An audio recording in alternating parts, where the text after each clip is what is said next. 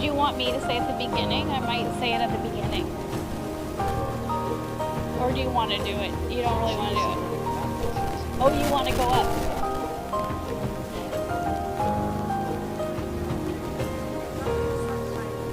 Thank you. So Ron is going to say some words, but the other might work. Like, Mark's the audio guy, I really don't know. But yes, like that other mic. the other mic will work. Okay, so he just holds it and then he can say stuff. Okay. Right.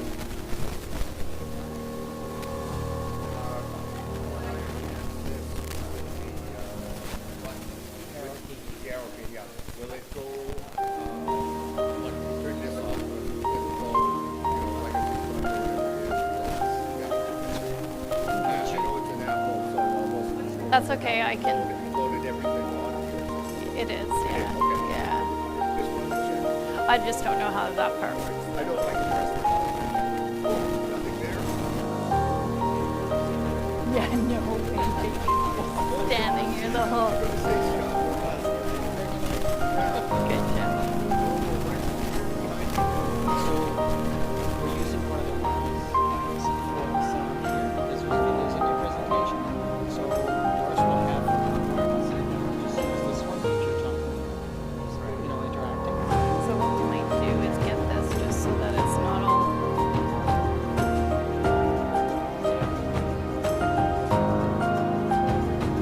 Just so that it's not all tied up to.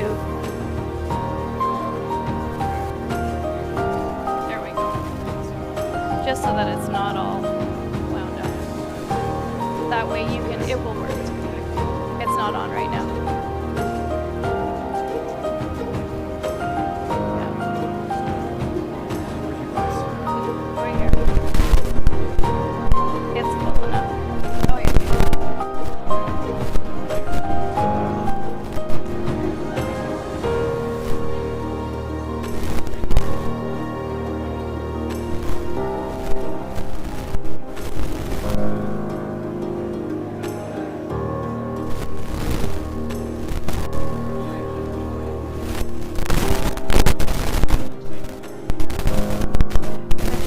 They don't have a pointer, like a laser pointer downstairs, do they?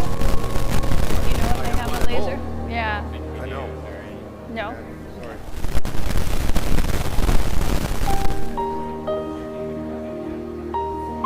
Tony, you don't know if they have a laser pointer downstairs?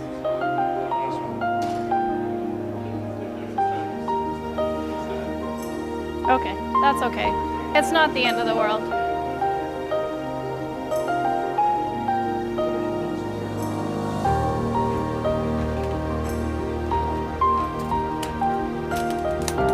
I saw your emails about the ICC. I just haven't had a chance that's to okay. answer them yet. Yeah, it's an interesting exercise to do. Because so, okay, you go to a block, 100 milligrams of NC. Well, So, I'm going to on the edit it water. all up. Oh, actually. On the water, yeah. I like that. I just edit it up.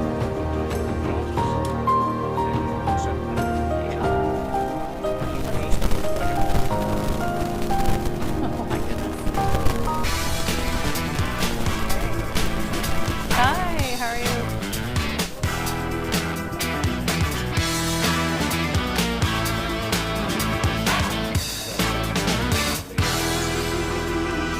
That's fabulous. That's nice. Everywhere you go, there's slightly different sort of knowledge and techniques that you get to learn the local thing. Knowledge. And it was the first one where I've had to account for tides. So Red, what are not the so much. tides there like? I don't know if people can hear me. Wow. It's that big, eh? You got up near the mouth of the river, current. Wow. Right, okay, we can switch now. Can you pull up the other one? Which one am I pulling up? Oh.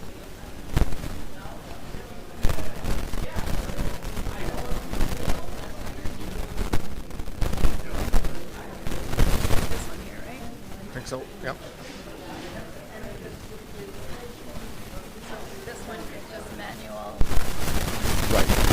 And that'll just advance to where we're going here. Yeah. So, okay. All right. Good evening, everyone. Welcome to the final talk of 2023, the Winter Speakers Series. My name is Park Davis. I'm going to be your MC here tonight. As normal, we're going to be streaming this out on YouTube, and just for the benefit of the people that are listening on YouTube, there's about, well, there used to be about 30 people, but now the doors are still open and they're still coming in, so probably 35 or maybe even 40 here in the audience. I don't have a number of people that are on YouTube, but in any case, that gives you an idea out on YouTube how many people are here. I wanted to talk for a moment about the Legacy Fund. This year our goal was to raise $2,000, and as you can see, we're well on our way to that, but we have a challenge tonight from our speakers, and it's a very gracious challenge from them. For every dollar you donate, they're going to add another dollar to the pot to help us reach our goal. So having said that, all of you on YouTube and all of you here tonight that haven't already made a contribution, we're going to give Tony the opportunity to make a collection and get started with that collection now here in the audience.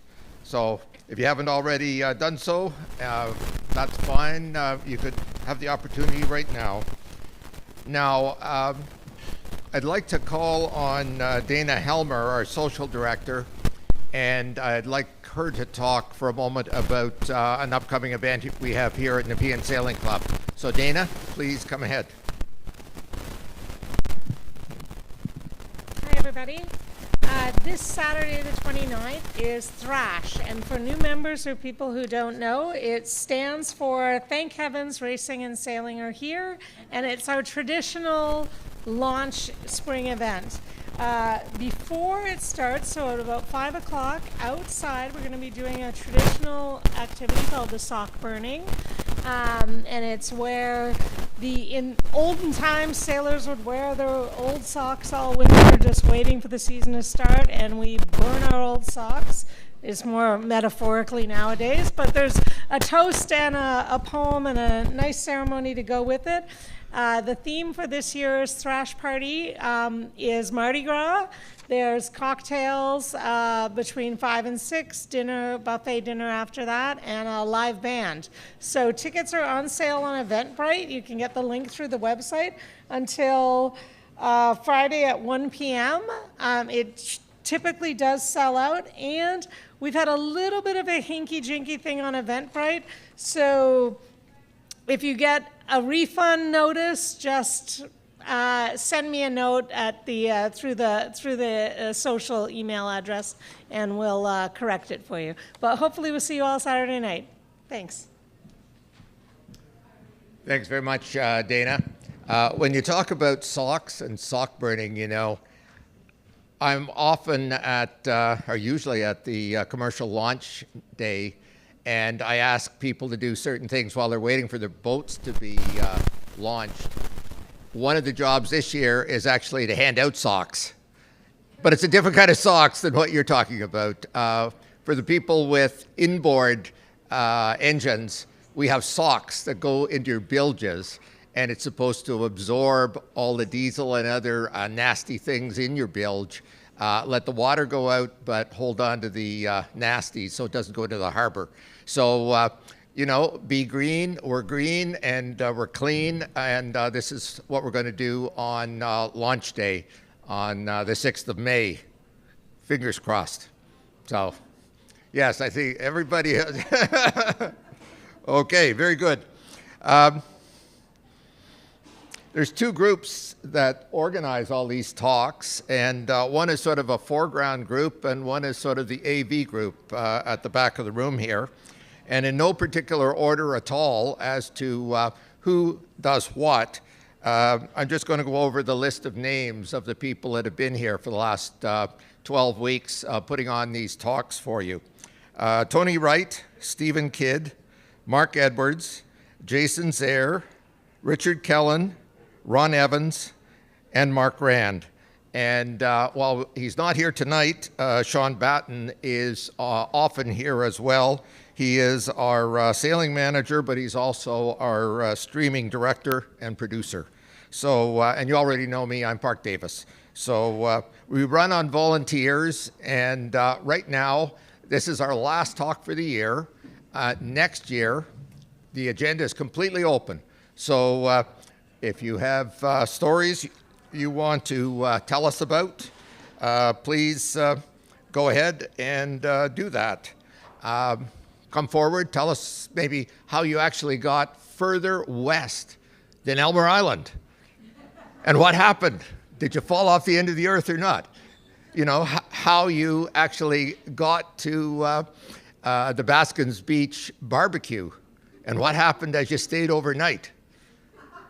And maybe another one could be all your events, all of the things that happened to you when you went in the Harbor Masters race, which is, yes, the Harbor Master is back there. He wants to see everybody, you know, big people in little tiny boats. And it's more fun for you, but it's even more fun for all the people watching you. You better wear a life jacket and a bathing suit.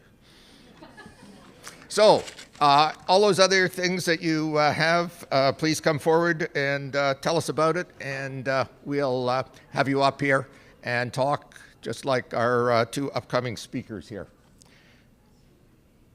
End of the show already. Questions and answers. I don't think we're quite there yet. Okay, so I want to talk tonight about our presentation. Ron Shute and Doris Parolin are from Advantage Boating, and they're both here tonight. Advantage Boating, as you saw last week, is celebrating its 30th year this year, bringing thousands of adults into the sailing lifestyle on the Ottawa River right here, but also in the Kingston area and also down in the Caribbean and some other places as well. So tonight they're going to share their stories of sailing this winter in the Windward and Leeward Islands, but they're also going to talk about what's in store for here this summer in preparation for next winter's adventures in warm and exotic locales. So on that note, I'm going to turn things over either to Doris or to Ron, but I'm not sure which. Doris. Okay, thank you very much.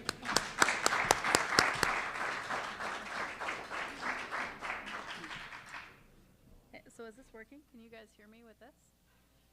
No. Mark? Hello? Technical support, please, requested. Anyways, well, we'll see. I'm going to see if we can get the remote mic working here. But in the meantime, thank you for having Ron and I here this evening speaking about things we love, sailing, like most of us in this room. For the record, I'm not wearing socks. So I'm already ready for the party this weekend. I'm just going to switch over the slides, so give me one moment.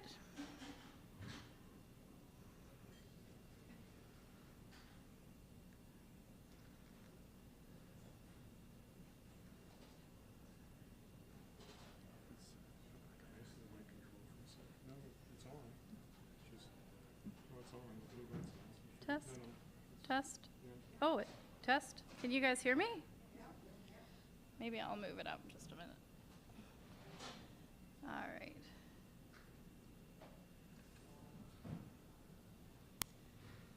Okay. Can you hear me? Yeah? Oh, excellent. Okay. All right. So thanks for joining Ron and I tonight for our presentation. We're really pleased by the packed room, especially since some of you might still be recovering from the Saturday party that we had to celebrate our 30th. As Park said, Advantage Boating is Canada's largest learn-to-cruise school and sailing school, and we offer sailing vacations around the world. That's one of the things that we really like to do. We are really excited tonight to share some of our stories. After having sailed most of the winter, we're very fortunate. We started off in December. We were fortunate enough to help a friend of ours deliver their 41-foot Beneteau from Florida down to the Bahamas. We sailed across to the Abacos and then down to Nassau. Then we came home for a short stint, and then after Christmas we spent 2 months down in the Windward Islands and the Leeward Islands of the Caribbean. So we started off in the Windward Islands. Can I interrupt and ask you to speak closer to the mic? So you can't hear this so well, eh? Okay. Hello? Can you hear that better? Better. Okay. So yeah, we started in the Windward Islands by hosting 2 flotillas. So one of our flotillas ran from Grenada. Can you not hear me? No? Okay, I'm going to use this.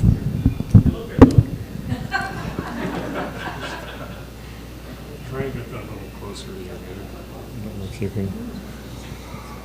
Is there a pen in the back? Test, test. No? Okay. All right. This is better, right? Okay, let's use this. There we go. Okay, so we, as I was saying, we started off in the Windward Islands with 2 flotillas. The first one started off in Grenada. We had 2 52-foot Dufour sailboats, 10 people on board each boat, and we sailed north through the various islands all the way up to St. Vincent. And that was a 10-day trip. And then in St. Vincent, we did a crew swap. We had about half a dozen people that actually stayed on board with us, and then we had another group join us, and we sailed back south again from St. Vincent back down to Grenada. That was followed by a delivery that we did for Dream Yacht Charter on one of the Dufour 52s, where we took it from Grenada to Martinique. So sometimes some of the charter companies need boats to be delivered between bases. Following that, we flew to the BVIs and spent a month enjoying the amazing turquoise waters while we were teaching some learn to cruise courses or learn to sail courses. So I would say it's fair to say that we were living the sailing lifestyle this winter, and it was quite hard to come back to Ottawa knowing that we had 18 boats to prep to go in the water for our courses. But those boats are underway, and the first ones are being splashed actually maybe even this weekend, so we're really looking forward to that. As Park said, we're celebrating our 30th year in business, which is a very exciting milestone indeed. Ron founded the business over 30 years ago because of his love of sailing. He wanted to do it more than he already did. Started when I was 10. He started when he was 10. You have to take the mic from me. I'm still trying to do that math. Part of his dream and his vision was to introduce people to the wonderful world of sailing. And he started the school with 1 boat, 1 instructor, and since then he's grown the company and in the process has managed to introduce thousands of people to the sailing lifestyle. So I stand corrected. We've grown the company, and I get reminded every week, no more boats. No more boats. Ron's going to enter into the next Karate Kid movie because he's very good at the wax on, wax off. My name is Doris, and my love of sailing started when I was in my early teens, thanks to my parents. My mom is in the audience here tonight with her friend. But my love of sailing really blossomed during our first bareboat charter to the BVIs. I said to my dad that I'd be coming back, and he said, "Get a good job." But that's when I promised myself that I would be bringing back as many people to experience the magic of sailing in the Caribbean, and it really is magical sailing down there. I'm one of these people who I'm so lucky. I love my work. I love working beside my best friend, and part of my job, I've been able to fulfill my desire to introduce and share the unique style of exploring the world by sailboat with people. We are lifelong sailors. Between the 2 of us, we were trying to do the math. We've amassed over 90 years of sailing and experience, and turned thousands of people into sailors. We have countless stories from alumni, some of who have bought entry-level boats, They've sailed locally, and others are now sailing in different parts of the world, visiting exotic places. So for the presentation tonight, I didn't want it to be kind of a lecture. I wanted it to be storytelling, so I'm going to do my best to tell some stories. Advantage Boating has a long history of hosting fabulous sailing vacations around the world, and these are just some of the places we've been to since the mid-90s. We really are experts at providing these kind of unique vacations, if I say so myself, as we've been doing it for so long. And there is really nothing like exploring the world by sailboat. So just out of curiosity, in the audience, I know we can't see at home people, and thank you people at home who are joining us, but put your hand up if you've been on one of our sailing vacations before. 1, 2, not too many. So we've got a lot of new people to turn on to the sailing vacation lifestyle. Maybe that's why you guys are here this evening. So have a look at this little video. Oops. And I can't get the sound to work. Where's the mic?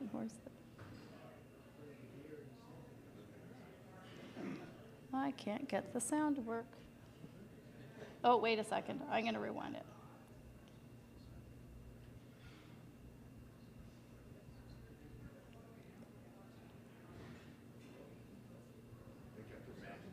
Can you hear that? I think this mic isn't working.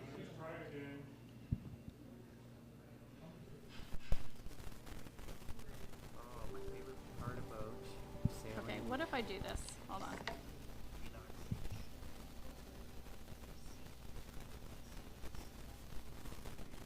Okay. I don't think we can hear that. Okay. All right. It was working? I don't understand how this technology works.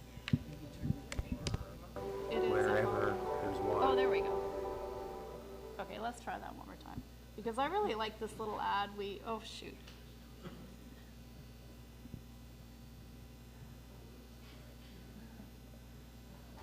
Oh, my favorite part about sailing is Guess you the can't really hear that too much. relaxation, seeing different places. Can we turn it up back there? Whether it's here locally in Ottawa or in the Caribbean or wherever there's water. So I guess the point of that little blurb is consider what sailing is to you. So sailing is an invigorating sport that offers a ton of rewards, not to mention it's just a lot of fun.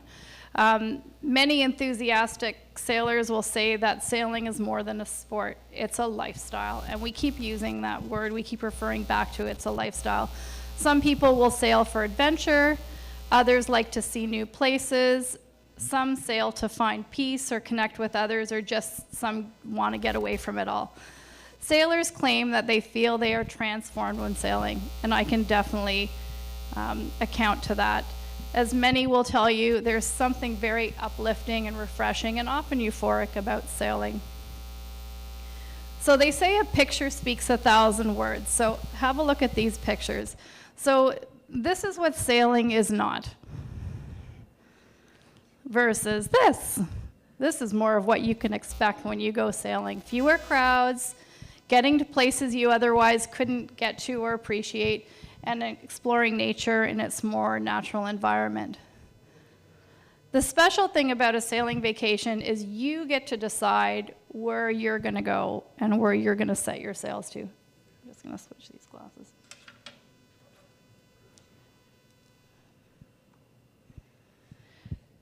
So I want to share with you a typical day on a sailboat. Imagine this. It's a peaceful morning at sea. You're at anchor. You've just enjoyed a dip in the ocean, and you've refueled with breakfast and your favorite coffee. And you're enjoying the morning sun.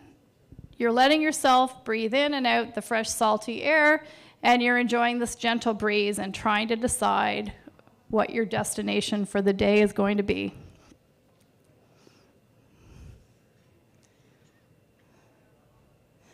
Next, you'll be off towards the day's big adventure, exploring beautiful hidden coves, special spots, and definitely enjoying local cuisine.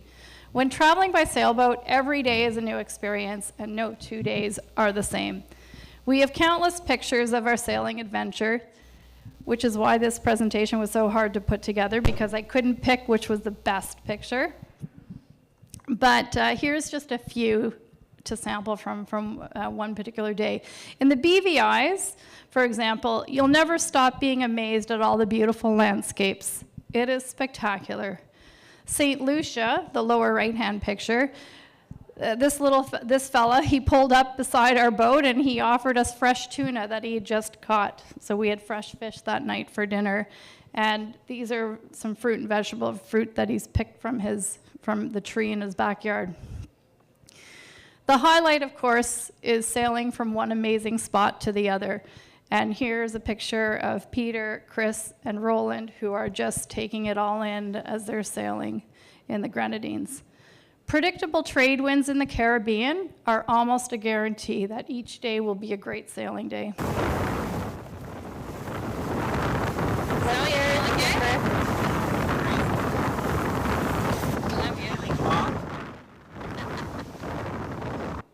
So you can just see these videos here, and you can see that the sailing is amazing.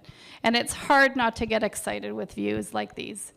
Here you can see Ron in his happy place at the helm of a gorgeous 45-foot Jeanneau that we had, Sun Odyssey, that we had in the BVIs this winter. And on this particular day, we were sailing from Joost van Dyke across along the north side of Tortola over to Trellis Bay. The sailing is what we would call champagne sailing day. It was perfect. The water is crystal clear. It's so clear that you look down and it's 50 feet deep and you can see the starfish on the bottom as you're going by. Like, just envision that. It was stunning. And trust me, you don't need any filters for these pictures. The beautiful turquoise water is stunning. So you can see that Ron is definitely not suffering. Goodbye, guys! Hold on at the underwater sculptures!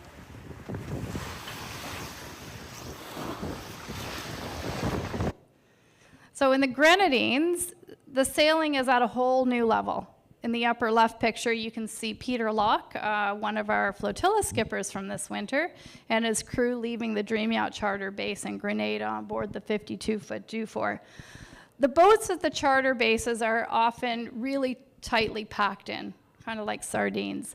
But you don't have to worry. The base will make it easy, as one of the services that they offer is actually to help you take the boat off of the dock, so you're leaving stress-free. You don't have to worry about trying to get out from the tight squeeze.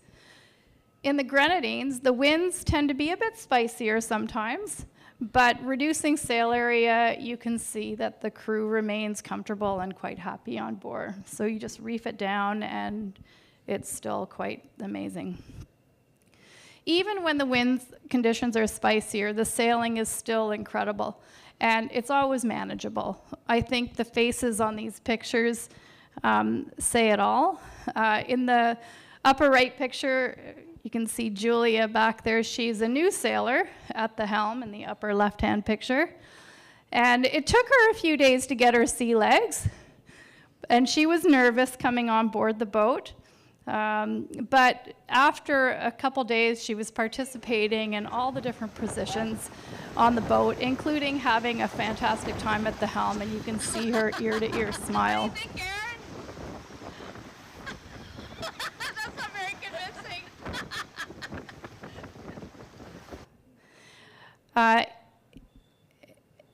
In the second picture here, you can see an example of another windier day with larger swell in the lower right-hand picture. This was the first day of our second flotilla, the one going from St. Vincent down to Grenada. And it was windier, bigger swells that day. And Karen and Dan, who you see in the upper right-hand picture, it was their first sailing vacation.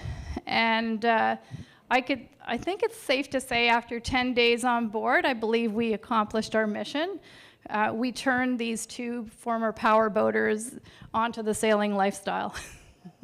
So I think actually their power boat might be up for sale, and they're looking at taking sailing lessons. So we'll have to see. Lower left-hand picture, you can see Dina and Dana. They're two members from Nepean, and they were also having a lot of fun on board. Sailing really allows you to get up close and personal with nature, both on shore and in the seas. On shore, it's not uncommon to see lizards, tortoises, birds, iguanas crawling across your path as you're going for a walk. Swimming and snorkeling off the boat, it opens up an entirely new underwater world.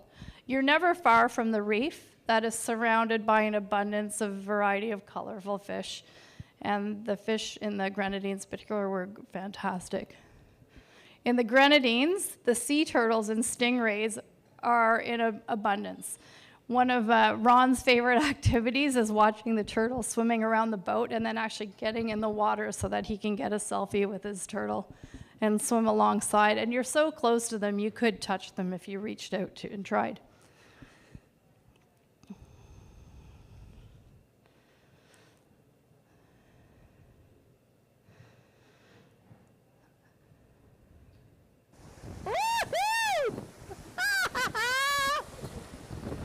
So this winter, I would have to say we hit the jackpot of connecting with nature. 3 of them, 4 of them. First, on the way from Grenada to Martinique, a pair of dolphins put on a really nice, Yeah, come on up, spectacular guys. show off of our sternway. Look at them all. And then just when we thought it couldn't get 3 any more better in coming. the BVIs, 6 more, 7 more, 8 more. Ron is really excited counting them all. We came across a pod of about 18 dolphins, including 3 babies, that they just wanted to play with us. It was unbelievable. We interacted with the pod easily for an hour, and every time we went to leave, they would come back to find us as if to say, "Where are you going? We're not done playing with you yet." And they were definitely trying to communicate with us. They would swim right up beside the boat and stick their head out and look at us. And I think at one point, Ron finally figured out that what they were trying to tell us was they really wanted us to go faster so that they could play off the bow. And that's what we did. How could we say no to that? So playing with dolphins never gets old in my book. And every time it looked like they were going to go away, we turned the motor on, and sure enough, they would come back to us. So, yeah, after an hour, we really did have to move on. Otherwise, we would have been there all day. Yeah, we had to get to our anchorage. So over the years, Ron and I have been really fortunate to spend a lot of time over the winters down in the Caribbean. And despite this, we haven't even come close to scratching the surface of what there is to explore down in the Caribbean. And we love exploring, whether it's a new anchorage, whether it's a new beach, hiking on shore to get a good view from the top of the hill, or playing between rocks. In the Grenadines, most of the islands everywhere have hiking trails, but in the Tobago Keys in particular, there's a path on the island that will take you to the top. So this island is called Petit Rameau in the Tobago Keys. And when you climb to the top, you look out over the reef, which is behind everybody here, and all it is ocean and then Africa. Mopian, in the lower left-hand picture, is a tiny sand island surrounded by a beautiful reef that you can swim right up to. It has one thatched umbrella on it, and you feel like you're in a National Geographic magazine. I don't think there's any other way to describe it, really. Many of you may have heard about the baths in the BVIs. They're one of the world's natural wonders, upper right-hand side. You could spend a full day here climbing amongst the rocks and exploring all the underwater caves that this incredible place has to offer. Bequia, one of my favorite islands, is in the Grenadines, has definitely stood the test of time. Being here is like turning back the clock of time. It reminds me of the Caribbean from 30 years ago. It's really beautiful. In today's world, finding ways to slow down can be challenging, and the nice thing about sailing is that you can set the pace. So there's lots of time to relax with a good book, go for a swim, lounge in a hammock, enjoy some music, or whatever you like to relax. At anchor, nothing is more rewarding than at nighttime watching a sunset with the vibrant orange-red sky setting behind the horizon, to the sound of the waves lapping up against your hull. And in this particular instant, we were lucky to have another member of Nepean, Don, who brought his guitar along and played music for us in the evening. So if this sounds like a dream to you, and you've liked what I've said so far, maybe it's time to consider a sailing vacation as your next adventure. The nice thing about sailing is it really does allow you the opportunities to connect with other sailors. Time slows down when you're on the boat. Between destinations, when you're sailing, whether you're under anchor, there's lots of time to get to know and spend time with your fellow crewmates. Many people who participate in our sailing vacations form lifelong friendships. You really are getting to know people who share the same passions for sailing, adventure, and exploring the world. During the sailing vacations, wherever you end up, we try to make it on our trips anyways a balance of socializing, sailing, exploring, and learning.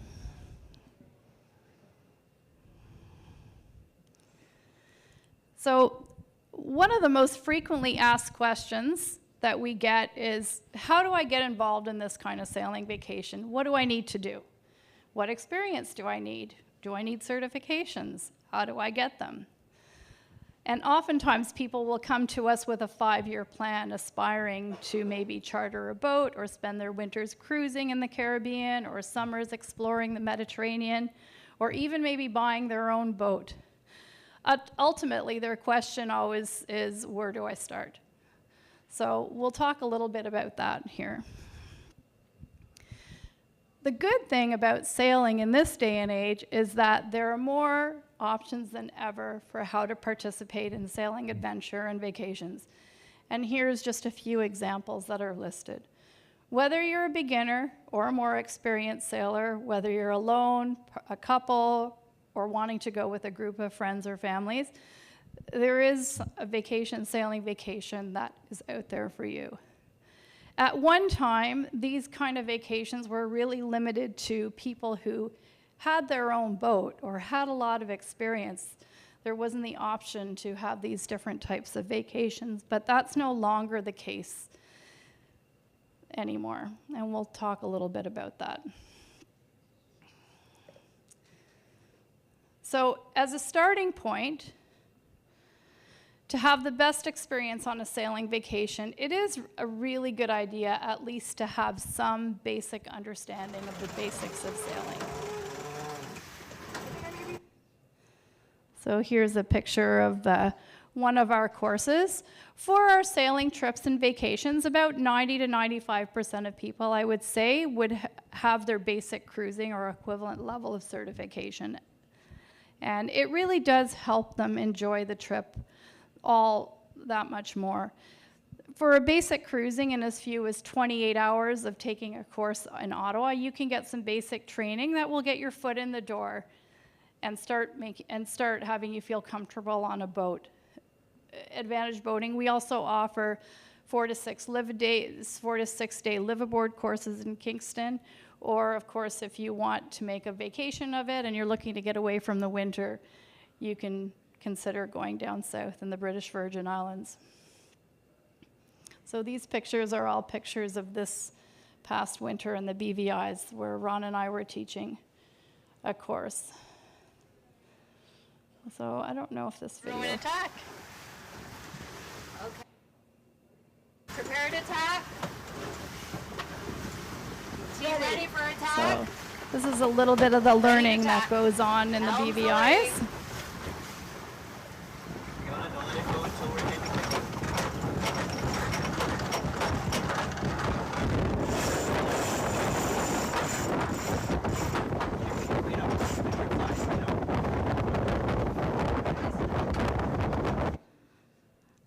So doing a course while you're on vacation, it's a balance. You want to learn, but you also want to see some of the places around the location you're sailing. So you can see from the chart on the right-hand side that this is the track of this particular week. And over the course of the week, we had plenty of time to do a lot of sailing in addition to the learning. And we were also able to see a lot of the beautiful spots as we pretty much circumnavigated the BVIs, and this was in 7 days. So each of these sailors, I would say, accomplished their goals of becoming more comfortable at the helm of a bigger sailboat. And I expect that they'll continue with their sailing journey by spending more time on the water, practicing their skills. One notable feature of this particular week was that there was 5 women on board and Ron. So Ron got his survivor badge that week. That was his big accomplishment. So these 4 ladies learned how to sail and Ron became a survivor.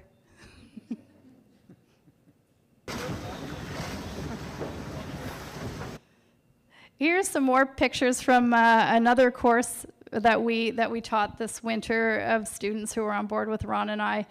And I think the pictures speak for themselves. So this was at the end of a week, and it turned out that these particular days were windier days for a beginner class.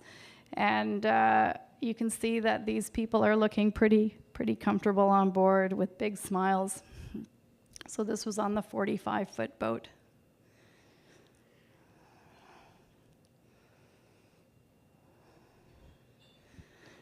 I like this comic because I think it offers a good summary of what a little bit of training can help with.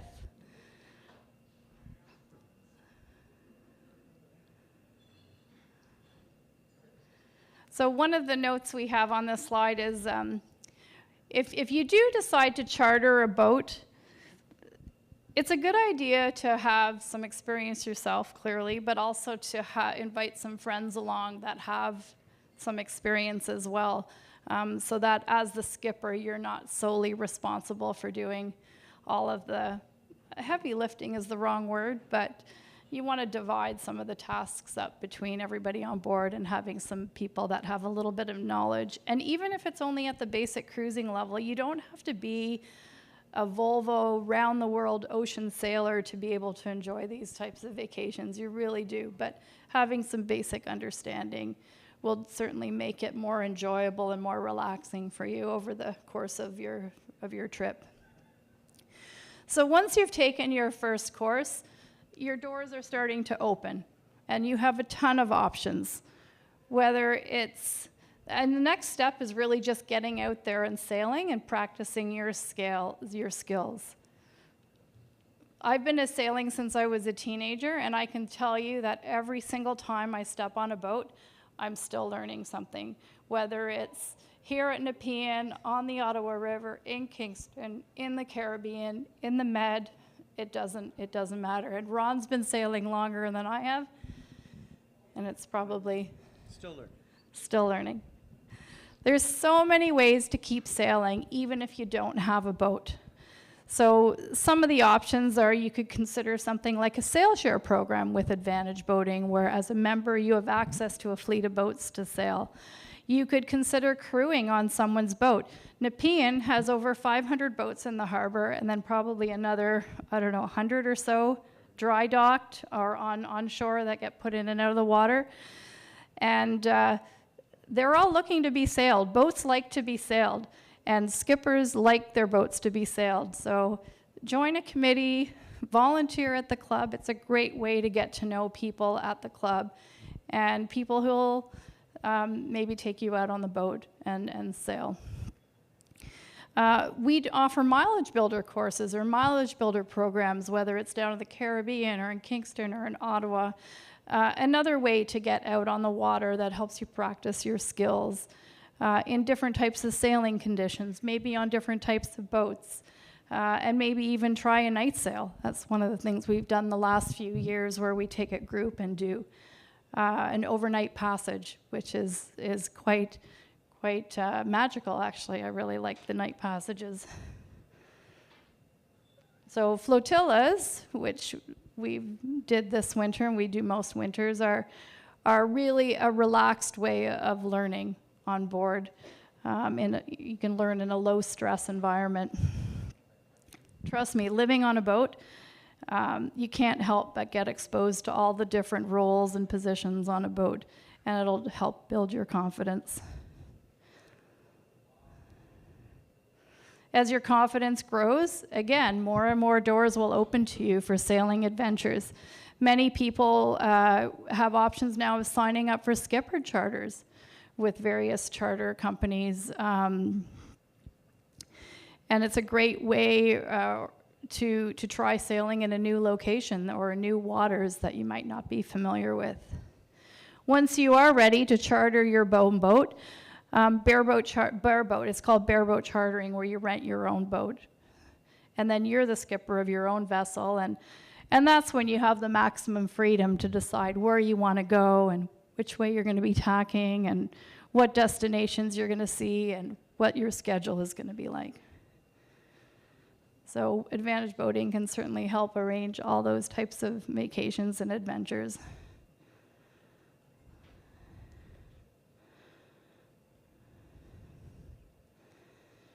So when you do get to the point where you're going to be doing your own bareboat chartering, there's a destination out there that'll suit whatever your level is, as long as you have the certification. So level 1 is level 1 destinations are perfect for newer or first-time charterers.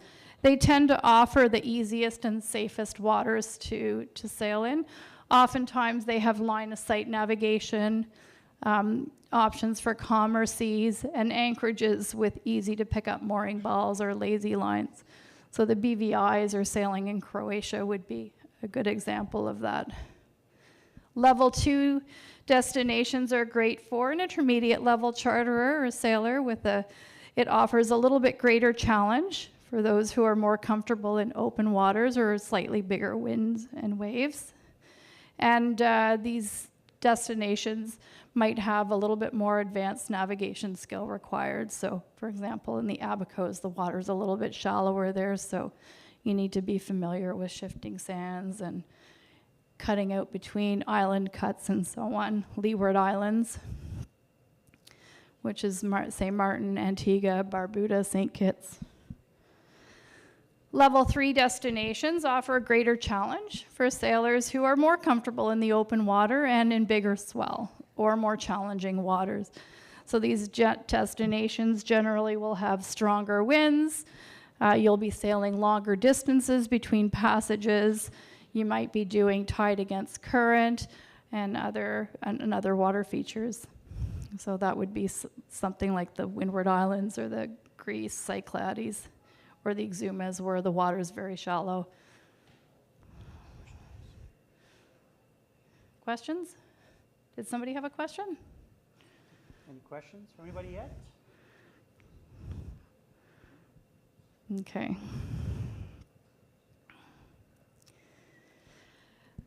So I think at this point in the presentation, I'm going to shift gears a little bit again, and we're going to talk about some of the sailing apps and tools that we like to use, or that we've used while we were down in the Caribbean this winter.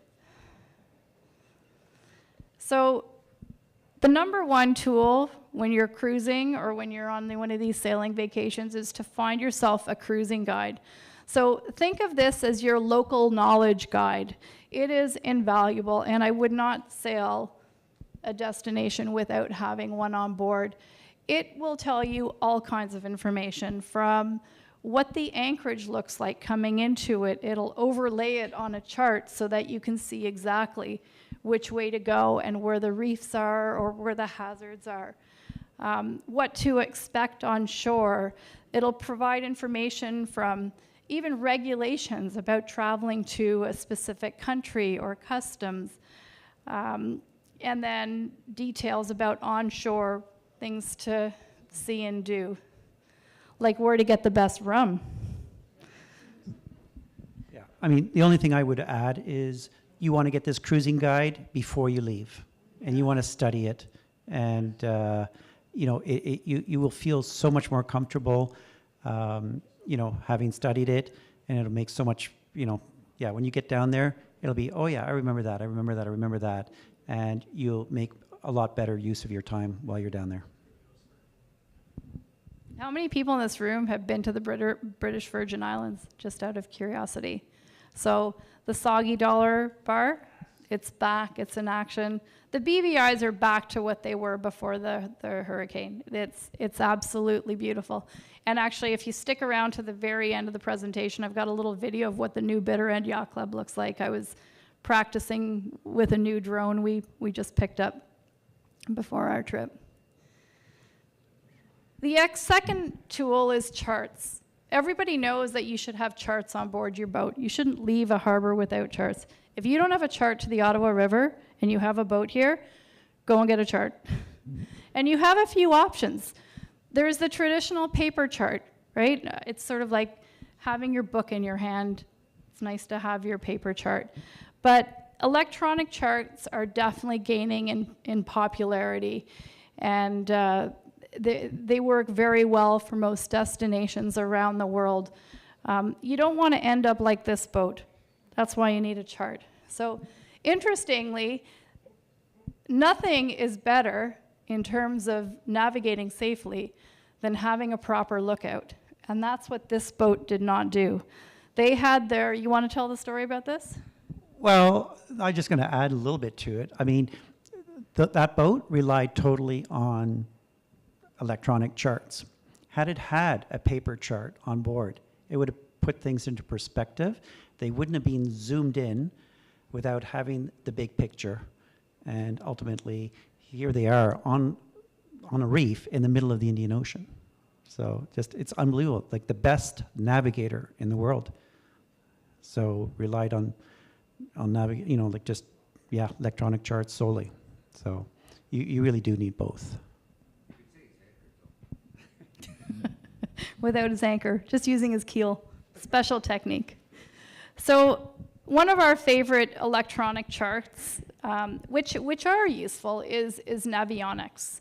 One thing to keep in mind with electronic charts is there's two main formats. There's the raster charts, which is a picture on the left, and these you can think of as a picture of a paper printed chart. So whatever the scale on the printed chart is, that's the scale you're going to get on your raster chart. Vector charts are, think of them like your smartphone for charts, or a smart chart, which means that you can really zoom in, you can click on icons, it'll pull up different features such as a light buoy or retrieve additional information from a database, and that kind of information would not be available on a paper chart. Navionics is an incredible navigation sailing app, in my opinion. It gives you an entire region, an overview, or you can zoom right down in and see details as you require it. It's available for your multifunction display on a boat, on a tablet, on your smartphone. You can have redundancy. You can have a few, one on your phone, one on your iPad. So that's really nice. And one of the great things about Navionics is it's updated regularly. So it contains useful updated information on anchorages, on water passages, on tides and currents. You can see patterns in sea patterns. We found these notes to be really, really helpful in many of our circumstances. Here you can see an example of it, shows you tides and currents. Routing, so it's really useful. And it's even useful on the Ottawa River. And the nice thing about it too is if you notice something on the river, a new feature, you can actually report it into Navionics and they'll look at to updating Navionics. For example, they had the bifurcation buoy was wrong on their chart. It was red, green, red instead of green, red.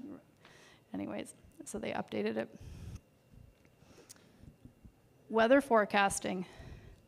So a good forecast can definitely be the difference between a really good sailing day or a very unpleasant sailing day. And one of our favorite apps is PredictWind, which specializes in forecasting tool specific for marine use. It offers a really excellent amount of information, weather-related information, and it compares several different global models, and then it integrates them at different resolutions to give you reliable weather information for offshore, for coastal, or for regional areas. One of the things I really like about Predict Wind is, you know, it's all on one field. So you have what the wind strengths are, the different models. You have the direction the wind is coming from. You have what the gusts are going to be, very important for sailors. When it's going to rain, so that Ron knows when to go down below. Air stability, thunderstorms, cloud cover, UV, temperature. I don't go sailing if it's really cold. Barometric pressure, fog. Here we don't have fog, and very often. And then for Caribbean locations, they have also waves and tide and current information. So lots of really great information. Another thing I like about Predict Wind is some of the other features that they have. They have weather tools. So you'll get a daily planning that gets, you can have directly linked so that it gets sent to your phone right away. The forecast is visible in the tabular form that we just showed you. You can also see it in a graphical form or on like a graph or on a chart. It overlays it on a chart so you can see where the wind is at what time, which is very nice. One of the features we used a few times this time in the Caribbean was weather routing. So how are we doing for time? Am I running out of time? I'm running out of time? Yeah? Okay. So I'll go back and talk about, if you're interested in the weather routing, come back or stay at the end of the presentation. I can talk a little bit about that. But suffice it to say, how weather routing helped us was we were leaving St. Vincent and we were sailing up to St. Lucia. And we had the choice to go on the east side of St. Vincent or on the west side, which tends to be the more protected side. So we did weather routing, and the weather routing actually told us that it would be a better sail on the east side, which is unusual, but it was. And we went that way, which most people wouldn't do, and it was a fabulous sail. It was really great. So a really great tool. And then departure planning, if you say, for example, you want to cross the Gulf Stream, and you say, okay, here's the 5-day weather window that I can go in, which is the best day for me to go, and it'll plan it for you and tell you which it's recommended. Oh, and then of course, another great feature is that you can send the data to your Navionics, and then it'll overlay it on your electronic chart. So the tools have really come a long way for sailing. The last tool that I'm going to talk about is Aquamaps. So this is a picture of our boat, very close to the Bitter End Yacht Club in the North Sound of the BVI's. And we are anchored between a red lateral buoy and a very shallow shelf. And Aquamaps, we could actually set an anchor alarm around the perimeter of our anchor, and we could see exactly where we were located in relation to that. And I'll show you another picture here. So you have options on how to capture the data, so you can capture it as you're dropping the anchor, or you can capture the data after you've dropped the anchor. But either way, it shows you where your anchor is, it shows you where you are, and it has an alarm if you go outside that radius, and that you then get a track of where you've been over time while you're under anchor. So a couple times at night, in particular that one anchorage, the wind shifted 180 degrees and a little squall came through. And normally, you know, if you're cruising, you'd be running up above and you'd be like, oh my God, where am I? We just had to look at the app and we could see, oh yeah, we're still within our radius, we're good, and go back to sleep and not worry. So definitely help for a good night's sleep. So we're getting more and more people asking us in the next 5 years that they want to retire or they have a new adventure plan and they want to go long distance sailing, cruising. And I guess my point is don't be afraid to leave the dock. It's not as scary out there as you think it might be. Some people think that you need a lot of experience to do it, and with a little education and some time on the water, you can definitely set off to explore some interesting destination by sailboat.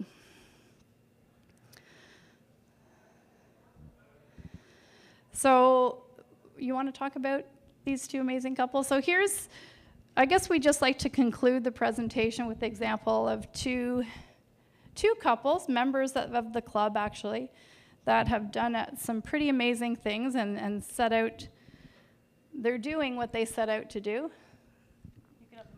Yeah, no, I mean, yeah, here we have two couples, I mean, similar type route. It was like, maybe got into sailing 5-6 years ago, didn't have a whole lot of sailing experience, but they had a plan. Plan was, step one, take the basic cruising, log some more time on the water. One of them took the sail share. The other one bought the boat a little earlier than the other. And they then participated on some of our flotillas.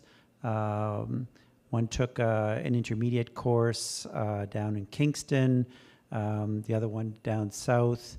But it was kind of like take a course, log some experience, take another course, and now, they've one just recently bought, upgraded from a 24 to a 29, from Ottawa to Kingston. Alex and Joelle just set off on their first bareboat experience down in Antigua, had an awesome time. Got engaged down there at the same time. Like, oh my God, like what could be better, right? And so they truly are living the dream. And, they don't plan on stopping. They're just going to just keep going. And I think just continue to see more and more places, destinations around the world by sailboat. So very cool stories, and they started here on this little tiny body of water, Lac des Chênes. Both of these couples started in 2018, so it wasn't that long ago, and then we had COVID in the middle of that, so where we couldn't do a whole lot. So when you put that into perspective, it didn't take them very long to get up to speed and start enjoying these types of trips. So, hold on a second.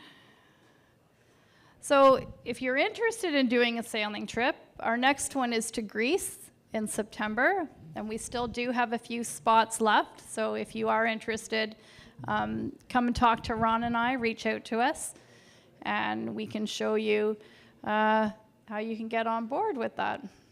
So just a second, let me pause this.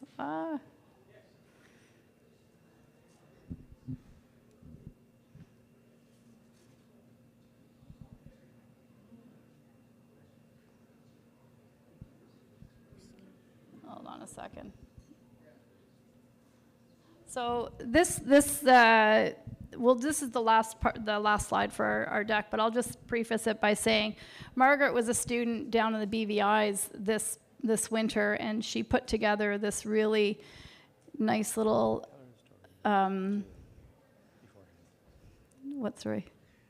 So this was a couple, and I guess the one had great aspirations to go sailing, had already kind of saw a boat, was ready to put money down on the boat, and her partner said, well, before you do that, you might want to learn how to sail. So we had such a great time with them, and they did learn a lot.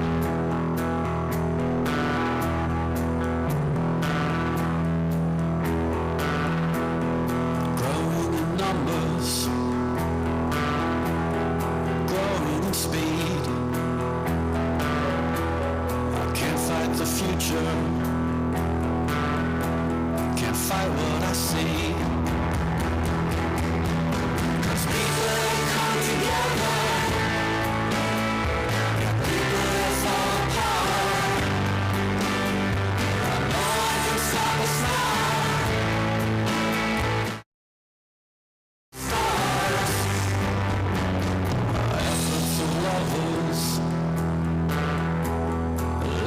my mind. Singing the reaches, we'll see what we find. There's people that come together, people that fall apart. No one can stop us now, 'cause we're all made of stars. Yeah, people that come together, people that fall apart. No one can stop us now, 'cause we are all made of stars.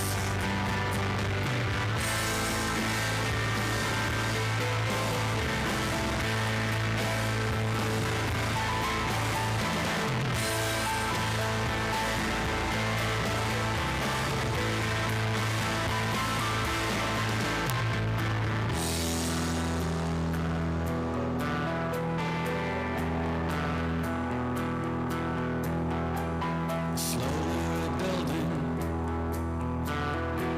I feel it in me. Growing in numbers,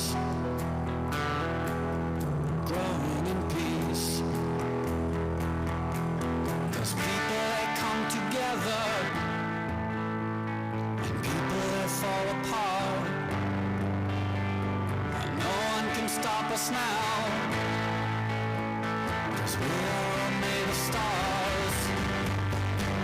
Yeah, people that come together, people that fall apart. No one can stop us now, 'cause we are all made of stars. Yeah, we are all made of stars. 'Cause we are all made of stars.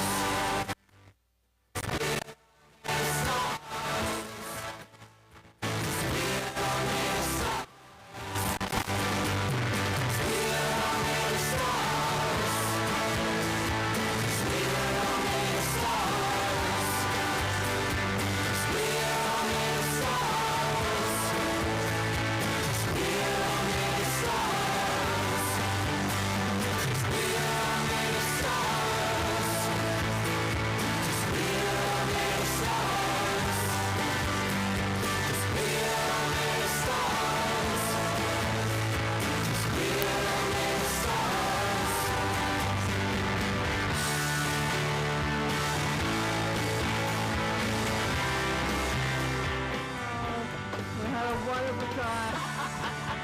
And a fabulous trip.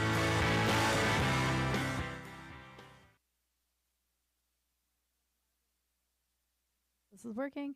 But if Margaret's at home, she's the student who put this together for us, and did a great job. So thank you, Margaret. Hello.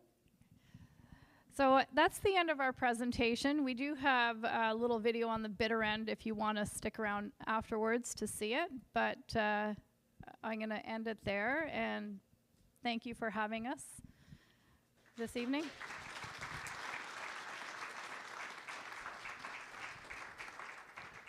Thanks very much, Ron and Doris. Before we go any further, are there any questions here in the audience about what Ron and Doris have promoted here tonight, talked about? And one thing I noticed among all the people that you saw in the pictures there's nobody there that was sort of a white face, like completely scared out of their wits. They're all happy, they're all laughing, and they're all enjoying themselves. And it's not just the sun down there, they're all enjoying themselves. So in any case, any questions here before I go any further? Yes, Pat, could you use the microphone just so the people on YouTube can hear you too? Thank you. Let's see what happens with this. Never used a mic before, so this is a different thing to do. 2 questions. You talked about Mileage Builders. Is that towards some sort of certification? And the second question is, do you take singles on your trips? So Yes, we take singles, couples, families. Yes, absolutely, for sure. There's lots of singles that join us on these trips, and if you're interested, definitely reach out to us and we can tell you more about it. Your second question was about mileage builders. So we call them mileage builders. Really, they're opportunities to get out on the water, sailing. They do not lead to certification, but they are loggable hours. When you go to charter a boat, many charter companies will ask you how much time you've spent on the water. They're trying to gauge your experience, whether it be as a skipper or as a crew, and the mileage builders would count towards that in an official capacity. But the mileage builders sort of came about where some people wanted to do bigger sailing passages. So traditionally, our flotillas would be in one destination. So say, for example, the BVIs, or around Antigua, or around maybe just in the Grenadines. The mileage builders allowed us to do longer distances. So we might start in Antigua and end in the BVIs, or we might start in Grenada and go to Martinique. And if the weather and the conditions allowed, we'd often try to factor in an overnight sail, which just, again, offers a different experience for sailors who want to try something in that capacity with instructors on board. So all of our trips, there's some teaching. I mean, we can't help but teach. We love it, right? It's in our blood. It's in our nature. We're like, look at this. Isn't this great? And we're like, okay, that's not how you tie a bull in. So we're always teaching, even when we're just having fun. It's always having fun. Yeah. So Doris did forget one little detail there, and that is, if you go down as a single and you come back as a couple, there's a little bit of a premium that we charge on that. So. And it's happened. It's happened. Thanks for that great presentation. I'm wondering if you can talk a little bit more about the programs that you have coming up over this fall and winter in warm places. So is it just the Caribbean? You alluded to Greece. I'm wondering, I felt like I had read somewhere that you were going to host something in Croatia. So could you talk a little bit about that? Absolutely. Thank you for reminding me. So our plan, and we started this prior to COVID, it got derailed a little bit when we weren't allowed to travel for a little while, is to offer winter programs over the winter down in hot, fun, warm, snow-free destinations like the Caribbean.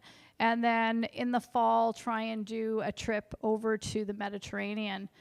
Traditionally, sailing in the Med is something you would do in the summertime, but it can get quite busy over there in Croatia, in Greece. So we like to do it in the fall, and plus we're busy here with courses in the summertime, so we can't really get away. But the temperatures over in Croatia and Greece are beautiful in September. Fewer crowds, not as busy, so that's when we like to go. So we are planning to do Greece this September, in the 9th to the 23rd of September, this coming September. Over the winter, so winter 2024, we will be back down in the Caribbean. We'll be doing courses. So this winter we actually did 8 weeks of courses, so there certainly seems to be demand. Pardon me? 1 week course. So we'll do the 1 week courses in the BVIs, and then we will do a flotilla as well, at least one, maybe two. My plan is to not be here in the winter time. So let me know where you want to go sailing this winter, and let's have a conversation, and we can make it happen. And that's often how we choose our destinations. We get people coming to us saying, I'd really like to go to Antigua, or I'd really like to explore the Leeward Islands, or the Windward Islands, or the BVIs, or the Bahamas, and based on the interest, we can tweak things as to where we go. We also have been to Thailand before I was in the sailing school director role, but that was another trip that we've done, and I do hope to get to the Seychelles and to the Whitsundays at some point. So lots of trips planned. Keep an eye on our website. So Croatia is planned for September 2024. So we do have Croatia 2024 planned, and of course every winter.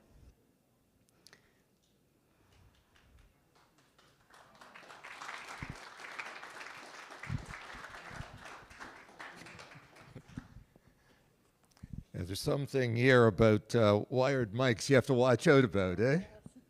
Thank you very much, Ron and Doris, for all you've talked about here tonight, all the ideas you've given us. And I think, as you've said, you'll be teaching here this summer as well, and Vantage Boating for anybody that wants to learn basic boating skills here in the Ottawa River. And this is a good place to start. In 1 week. So I hope that turns out just fine. So, and a second thing, I want to thank you very much for your generosity, because I've just been told that our objectives for the Legacy Fund of $2,000 this year, we've met them, and we've got to $2,100. So, excuse me. So just to add to that total, we did raise some money during our 30th anniversary celebrations there this past Saturday, and we were able to add another $180 to the pot. So there you go. So we did we split the proceeds between our other partner, Britannia and Nepean, and so I'm really happy that the goal was met, so, and exceeded. So thank you. Thank you very much, both of you. Appreciate that, and certainly I appreciate this. I will go with an escort over to put it in the till so people can watch me. Again, our agenda for next year is empty, so we have 12 talks to fill. All those ideas I gave you before, please keep them in mind, and we're all friends here, so have no problems getting up here and telling us about what you've done over the past year, maybe what you hope to do. So thank you again, and we'll see you all next year. And thank you again for Ron and Doris.